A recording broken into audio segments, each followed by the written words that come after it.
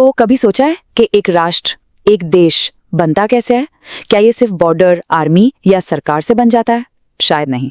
असल में ना राष्ट्र बनते हैं शब्दों से, कहानियों से और एक साझा एहसास से। चलिए आज हम 19वीं सदी के यूरोप की एक बहुत ही दिलचस्प कहानी को समझते हैं। एक ऐसी कहानी जहां कुछ थिंकर्स ने सिर्फ भाषा और साहित्य के दम पर पूरे के पूरे देश खड़े कर दिए। ये वो आइडियाज की कहानी है जिन्होंने दुनिया का नक्शा हमेशा के लिए बदल कर रख दिया। तो यही है वो बड़ा सवाल, एक राष्ट्र का निर्माण होता कैसे है? देखिए, इसका जवाब ना जमीन या सियासत में नहीं मिलेगा। असल में ये छिपा है लोगों के दिलों में, उनके दिमाग में। आइए समझने की कोशिश करते हैं कि कैसे कोई एक विचार हजारों लाखों लोगों की पहचान बन जाता है। तो सबसे पहले हमें चलना होगा 19वीं सदी के यूरोप में। जरा कल्पना कीजिए, ये यूरोप आज जैसा बिल्कुल नहीं था। मतलब ये कोई नक्शा नहीं था, बल्कि एक पहेली थी, एक जिक्सॉ पजल, जिसमें अनगिनत छोटी छोटी रियासतें थीं, बड़े बड़े साम्राज्य थे। और यहाँ लोगों की वफादारी पता है किसके लिए थी? अपने गांव के लिए, अपने इलाके के लिए, या फिर अपने राजा के लिए। किसी राष्ट्र या नेशन जैसे बड़े आइडिया के लिए नहीं। तो अब देखिए, एक तरफ थी ये बिखरी हुई दुनिया, सैकड़ों अलग अलग स्थानीय बोलियां थीं, लोग अपने अपने इलाके के वफादार थे। और दूसरी तरफ एक सपना था, एक यूनिफाइड राष्ट्र का सपना, एक ऐसा देश जिसकी एक कॉमन भाषा हो, एक कॉमन पहचान हो। तो अब जो राष्ट्रवादी थे, उनके सामने सबसे बड़ा चैलेंज यही था, इस बिखराव को एकता के धागे में पिरोया कैसे जाए। और इस बहुत बड़े चैलेंज का जवाब पता है कहाँ मिला? भाषा में।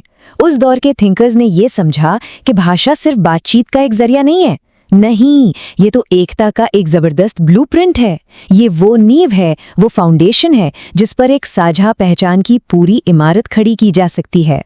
तो अब भाषा सिर्फ एक दूसरे से बात करने का टूल नहीं रही, उसे सांस्कृतिक पहचान का, कल्चरल आइडेंटिटी का सबसे मजबूत सिंबल बना दिया गया। मतलब ये एक ऐसा धागा बन गई जो एक जैसी बोली बोलने वाले लोगों को एक साथ बांध सकती थी, भले ही वो लोग अलग अलग राजाओं के राज में क्यों न रह रहे हों।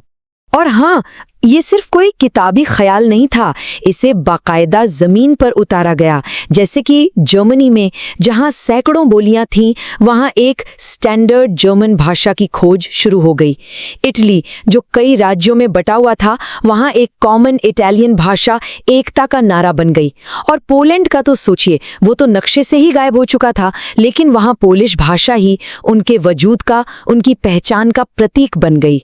ठीक है, तो अगर भाषा उस राष्ट्र की नींव थी, फाउंडेशन थी, तो सवाल यह है कि उस पर दीवारें किसने खड़ी की? जवाब है साहित्य ने, कहानियों ने, कविताओं ने, लोकगीतों ने। इन्होंने वो कल्चरल दीवारें बनाई जिनके अंदर रहकर लोगों को पहली बार हम होने का, अपनेपन का एहसास हुआ। और ये सब कुछ ना ऐसे ही नहीं हो रहा था, ये एक पूरी सोची समझी स्ट्रैटेजी थी। राष्ट्रवादियों ने जानबूझकर साझा इतिहास के हीरो को सेलिब्रेट करना शुरू किया। गांव-गांव में जो लोक कथाएं थीं, उन्हें इकट्ठा करके राष्ट्रीय धरोहर बनाया। और ऐसा लिटरेचर लिखा गया जिसका मकसद ही लोगों को एक दूसरे से जोड़ना था। ये असल में एक कल्चरल घर बनाने जैसा था। लेकिन इन सब कोशिशों के पीछे असली मकसद क्या था? बस एक, लोगों के दिलों में गर्व और एकता की एक ऐसी मजबूत भावना जगाना कि जब वो एक जैसी कहानियां सुने या पढ़ें तो उन्हें महसूस हो कि वो सब एक ही बड़े परिवार का हिस्सा हैं, एक राष्ट्र का हिस्सा। तो सवाल उठता है कि ये लोग थे कौन, ये जो शब्दों से पूरे के पूरे देश बना रहे थे? ये कोई राजा या सेनापति नहीं थे, नहीं, ये थे लेखक, कवि, दार्शनिक, असल में अपने अपने राष्ट्रों के असली आर्किटेक्ट्स। चलिए कुछ मिसालें देखते हैं। जैसे जर्मनी में योहान वोल्फगैंग वॉन गोएथे, उन्होंने कहा कि जर्मन भाषा ही जर्मन लोगों की आत्मा है। वहीं इटली में एक क्रांतिकारी विचारक थे, ज्यूसेppe मैज़ीनी। उन्होंने लोगों को बताया कि उनकी साझा संस्कृति और भाषा ही उनकी आज़ादी का रास्ता है। और पोलैंड में एडम मिकीविक्स, उन्होंने अपनी कविताओं से पोलिश पहचान को तब भी जिंदा रखा जब नक्शे पर पोलैंड नाम का कोई देश था ही नहीं। तो इन सारे शब्दों का, इन कविताओं का, इन विचारों का आखिर नतीजा क्या निकला? इनकी विरासत, इनकी लेगेसी क्या रही? देखिए, इस पूरी कहानी का सार, इसका निचोड़ एक बहुत ही आसान लेकिन पावरफुल फॉर्मूला में है। भाषा प्लस साहित्य बराबर है राष्ट्रीय पहचान। बस यही वो फॉर्मूला था जिसने यूरोप का इतिहास हमेशा हमेशा के लिए बदल दिया। और ये पूरी कहानी हमें आज एक बहुत बड़े सवाल पर लाकर छोड़ देती है।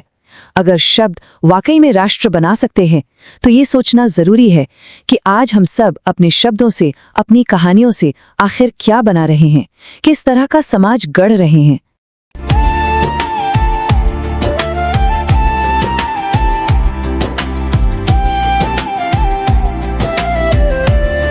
जरा सोचिए, भगवान ने गन्ने को मिठास दी लेकिन फल नहीं दिया, सोने को चमक दी लेकिन खुशबू नहीं दी, चंदन को खुशबू दी लेकिन फूल नहीं दिए। प्रकृति का हर तत्व कुछ न कुछ अधूरा है और यही अधूरापन उसे खास बनाता है। अगर गन्ने में फल भी होता तो शायद उसकी मिठास उतनी अनमोल नहीं लगती। अगर सोना खुशबूदार होता तो उसकी चमक की कीमत शायद कम हो जाती। और अगर चंदन में फूल भी होते तो उसकी महक इतनी दुर्लभ नहीं रहती। यही सिद्धांत इंसान पर भी लागू होता है। हम सबके अंदर कुछ ना कुछ कमी होती है। कोई बहुत बुद्धिमान है लेकिन भावनाओं को समझने में कमजोर। कोई दिल का बहुत अच्छा है लेकिन निर्णय लेने में हिचकता है। कोई मेहनती है लेकिन धैर्य की कमी है। ये कमियां हमें कमजोर नहीं बनाती बल्कि हमें एक दूसरे की जरूरत बनाती हैं।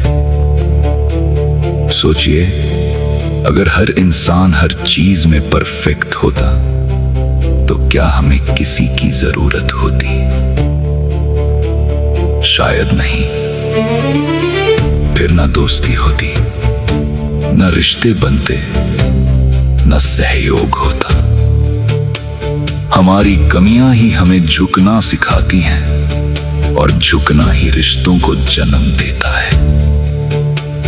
जब हमें किसी की मदद की जरूरत होती है तब हम जुड़ते हैं और जब कोई हम पर निर्भर होता है तब हम जिम्मेदारी समझते हैं। यही जीवन का संतुलन है। अभाव हमें जमीन से जोड़े रखता है, ये हमें अहंकार से बचाता है। ये हमें सिखाता है कि हम अकेले पूर्ण नहीं हैं और यही अपूर्णता हमें एक सुंदर जुड़ा हुआ समाज बनाती है।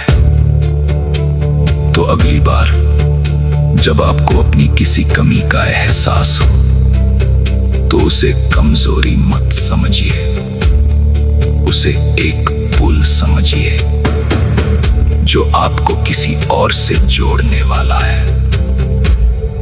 क्योंकि विधाता ने सब में कुछ न कुछ कमी छोड़ी है ताकि हम एक दूसरे से जुड़े रहें, एक दूसरे पर निर्भर रहें और मिलकर एक संपूर्ण संसार बना सके। इसी विचार के साथ आज के लिए बस इतना ही। फिर मिलेंगे एक नए विचार के साथ। धन्यवाद।